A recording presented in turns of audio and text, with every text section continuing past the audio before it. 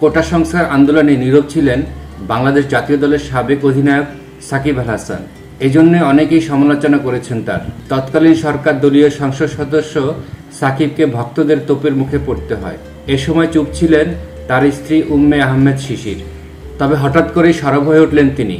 সামাজিক যোগাযোগ মাধ্যমে সাকিবের সঙ্গে তার সম্পর্ক এবং গুজব থেকে বিরত থাকার অনুরোধ করে দীর্ঘ এক স্ট্যাটাস দিয়েছেন সাকিব পত্নী। সামাজিক যোগাযোগ মাধ্যমে ছড়িয়ে পড়ে শিশিরের সঙ্গে সাকিবের বিবাহ বিচ্ছেদের গুজব। কুমিল্লা ভিক্টোরিয়ান্সের মালিক নাফিজা কামালের সঙ্গে সাকিবের একটি ভিডিও ভাইরাল হয়। এছাড়া সাকিবের হোটেল জীবন নিয়ে ভিডিও বার্তা দেন এক তরুণী। সামাজিক যোগাযোগ মাধ্যম থেকে উধাও হয়ে যায় শিশিরের পোস্ট। আবার গুঞ্জন ওঠে একে অপরকে আনফলো করার। গুজব ছড়ানোর কয়েক ঘন্টার মধ্যে ফেসবুকে পোস্ট দিয়ে সবকিছু পরিষ্কার করলেন সাকিব পত্নী শিশির।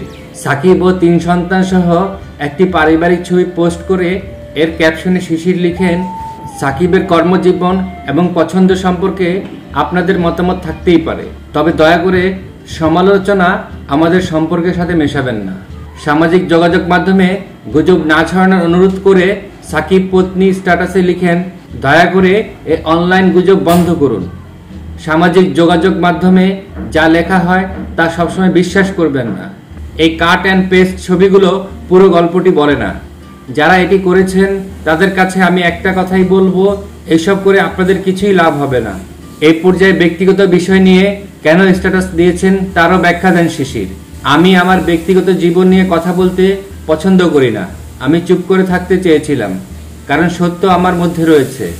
তবে অপ্রয়োজনীয় কল পাওয়ায় আমি বিষয়টি পরিষ্কার করতে চেয়েছিলাম। বর্তমানে বাংলাদেশ দলের সঙ্গে পাকিস্তান সফরে রয়েছেন সাকিব। এই প্রসঙ্গে শিশির লিখেছেন, তার এখন পাকিস্তান সিরিজের মনোনিবেশ করা প্রয়োজন, আর আমি আমাদের পরিবারের দিকে মনোনিবেশ করি। আমরা সবসময় একটি দল ছিলাম এবং ইনশাল্লাহ একটি দল হিসেবে থাকব। সবশেষ বিশেষ দ্রষ্টব্য শিশির লিখেছেন, আমি আমার কোনো পোস্ট বা ছবি ডিলিট করিনি। আমি সেগুলো কেবল প্রাইভেট করেছি। ছবির পোস্টগুলো আমাদের কোনো সম্পর্কের ন্যায্যতা দেয় না। আপনাদের ধন্যবাদ।